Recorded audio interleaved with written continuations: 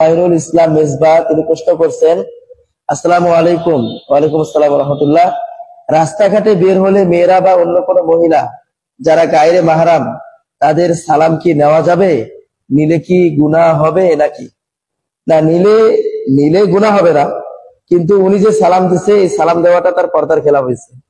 কারণ মহিলাদের আওয়াজটাও একটি পর্দা, যেহেতু সে গায়রে মাহরাম তার আওয়াজটাকে হোক সেটা সালাম, শান্তির একটা দোয়া, কিন্তু এই দোয়াটাও তো গায়রে মাহরামকে দিয়ে নিজের পর্দাকে খেলাপ করা যাবে না।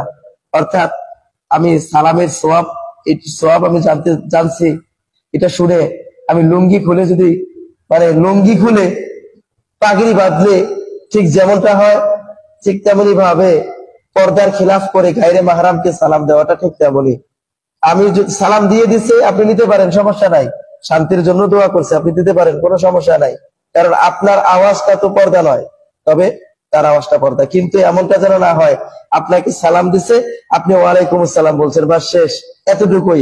এখন আপনি আবার ঘুরে বলতেছেন জি আপা কেমন আছেন, এটা বলার দরকার নাই। ওই অতটুকুই শেষ। আপনি সালাম দিচ্ছে, আপনি